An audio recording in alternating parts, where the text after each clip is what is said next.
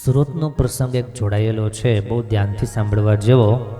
સુરતના કોઈ પારસી ગ્રહસ્થને એકનો એક પુત્ર હતો અને જન્મથી જ મૂંગો. એને માટે એમણે અનેક વૈદ્યકીય ઉપચારો કર્યા તથા કેટલાક દેવદેવીઓની માનતા કરી, તો પણ એ બાળક બોલી શક્યો નહીં. કયા ગામનું બાળક? આપણે જ્યાં બેઠા છીએ એ ગામનો. બોલો. સુરતનો એક પારસીનો દીકરો હતો, જન્મથી મૂંગો. ઘણા બધા પ્રયોગો કર્યા, ઉપચારો કર્યા, પણ કોઈ ઔષધ કામ લાગ્યા નહીં. ઘણી બધી માનતાઓ માની, પણ છતાં પણ બાળક બોલી શક્યો નહીં.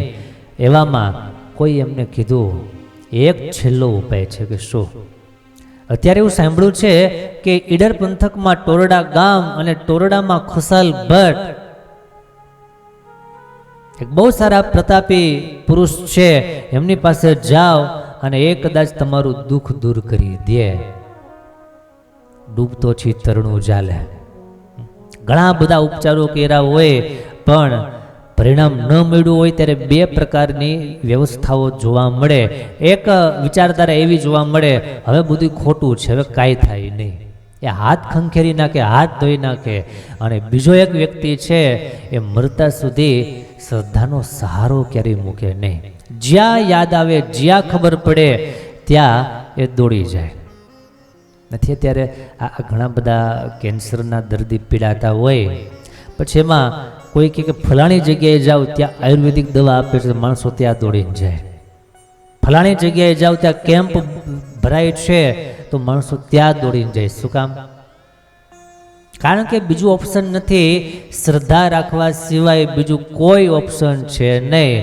જશું તો કદાચ ફાયદો થશે, નહીં જવાથી કોઈ લાભ થવાનો નથી, કોઈ શક્યતા નથી. જઈએ તો કદાચ 1% પણ જો લાભ થાય તો કે ઓછો થોડો છે, ફાયદો તો ફાયદો જ છે. એટલે આ ગ્રહસ્થ હતા, પારસી હતા, એને વિચાર કર્યો કે જઈએ, જો સારું થઈ જાય તો આપણા ભાગ અને ન થાય તો આપણા દુર્ભાગ, એમ માની અને આવ્યા છે ખુશાલ ભટ્ટની પાસે. સવારના પોરમાં ખુશાલ ભટ્ટ નિત્ય કર્મ કરતા, નિત્ય પૂજા કરતા હતા.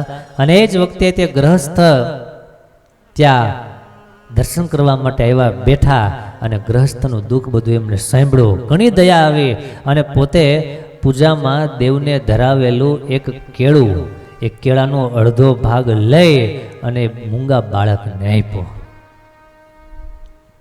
બાળકને આપ્યો તેવામાં એ પ્રસાદ જમી અને જન્મથી જે બાળક મૂંગો, જન્મીને એક શબ્દ ક્યારેય બોલેલો નહીં, એ મૂંગો બાળક બોલ્યો, અહો આ કેળું તો બહુ મીઠું છે. આવું બોલ્યો, આ કેળું તો બહુ મીઠું છે.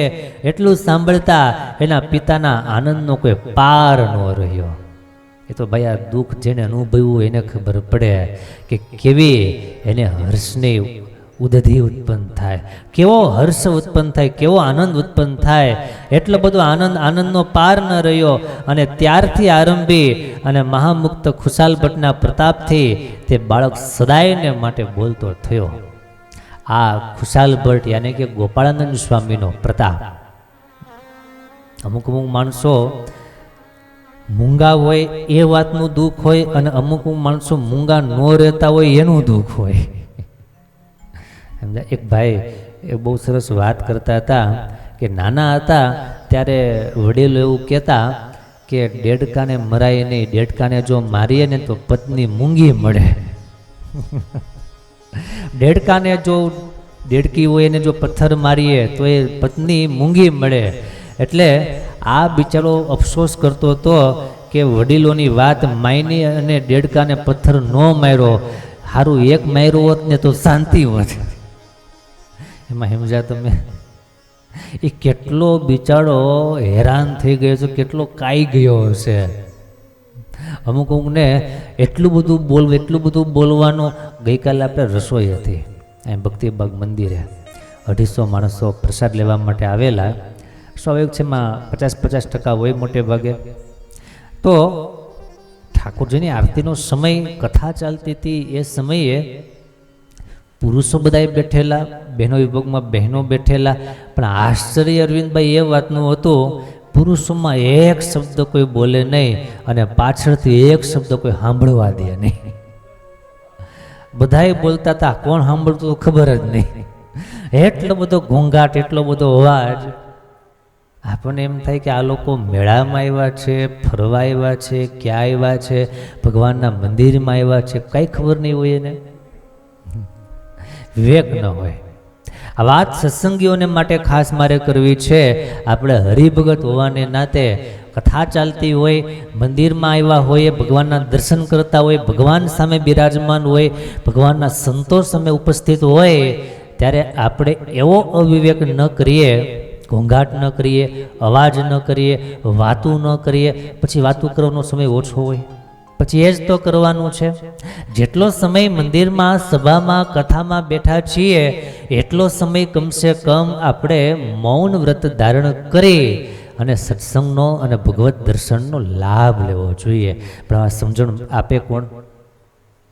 કોણ આપે સમજણ? સત્સંગ આપે, સંતો આપે. હવે સત્સંગમાં આવતા હોય, સત્સંગી થયા હોય, કથા વાર્તામાં બેસતા હોય અને પછી એવી વાત થતી હોય તો ખબર પડે ને. હવે સત્સંગને તો 70 ગાઉનું છેટું હોય, એમાં વિવેક શીખવાડે કોણ? રામચરિત માનસમાં તુલસીદાસજી બહુ સરસ લખ્યું છે, બીનું સત્સંગ વિવેક ન હોય, રામ કૃપા બીનો સુલભન સોઈ. બીનો સત્સંગ વિવેક ન હોય, બીનું સત્સંગ વિવેક ન હોય. સત્સંગ વગર વિવેક નહીં અને વિવેક વગર ભગવાનની પ્રાપ્તિ ન થાય. વિવેક હોય ત્યારે એને ભગવાનની પ્રાપ્તિ થાય ને વિવેક છે સત્સંગ વગર પ્રાપ્ત થતું નથી. માટે બધાનું મૂળ સત્સંગ છે. આપણે એટલા માટે ભાગ્યશાળી છીએ કે આપણે સત્સંગી થયા છીએ, આપણે સત્સંગમાં બેસીએ છીએ અને આપણામાં સત્સંગ બેસે છે. માટે હું તમે મહાબળભાગી છીએ. આ વાત સાંભળી છે, આ વાતે તે બધાય સાંભળે. આ વાતે કોણ સાંભળે? જેને સત્સંગમાં કાંઈક રસ હોય એ આ વાત સાંભળે. નકર તો મૂવી ન જોવે, વેબ સિરીઝો ન જોવે, ન જોવાનું બધું ન જોવે. સત્સંગી છીએ, સારા સંસ્કાર પ્રાપ્ત થયેલા છે, ભગવાનની દયા છે, માટે આ કથા, માટે આ વાત આપણે ધ્યાનથી સાંભળી છે. તો સાથે સાથે મારે કહેવું છે, વિવેક ભગવાનના ભક્તો ક્યારેય ચૂકે નહીં. કથા વાર્તામાં, સત્સંગ સભામાં, દેવ દર્શન કરવામાં, મંદિરમાં ક્યારેય પણ અવિવેક ન થાય. આપણાથી ક્યારેય બીજા દુખાય નહીં, દુભાય નહીં, અપરાધ ન થાય એનું ધ્યાન રાખવું. અવાજ ન કરવો, વાતો ન કરવી, કલબલાટ ન કરવો, નહીં તો ભગવાન આપણા પર કુરાજી થાય. ભાગવતમાં લખ્યું છે, સત્સંગી જીવનમાં એ વાત આવે છે, કથા ચાલતી હોય અને ચાલુ કથાએ જો કોઈ વાતું કરે તો એમને બીજો જન્મ ગધેડાનો આવે. આવું શાસ્ત્રોમાં લખ્યું છે. એક જગ્યાએ કથા ચાલતી હતી અને એમાં પેલા એ વાત કરી કે કથા ચાલતી હોય અને જો વચમાં બોલીને ગધેડાનો ઉતાર આવે, લેખ જણો ઊભો થયો તો મારાથી હમણાં વાત થઈ ગઈ તો મને ગધેડાનો જન્મ ક્યારે આવશે? મને જન્મ ગધેડાનો આવશે ક્યારે? મેં હમણાં વાતું કરી. એટલે પેલા કથાકાર હતા એ બહુ ડાયા હતા, હોશિયાર હતા. એ કહે છે, હેઠા બેસો, ઉપરા ઉપર એકનો એક જન્મ ન આવે. એકનો એક જન્મ ઉપરા ઉપર ન આવે, હેઠા બેહો. હવે એટલી બધી તાલાવેલી, એટલી બધી જાણવાની જિજ્ઞાસા કે સભા ચાલે છે, સભાની પણ મર્યાદા એને રહી નહીં. એટલે આવા ઘણી વખત પીસ જોવા મળતા હોય છે. આપણે ભગવાનના ભક્તો હોવાને નાતે બહુ સાવધાની રાખવી.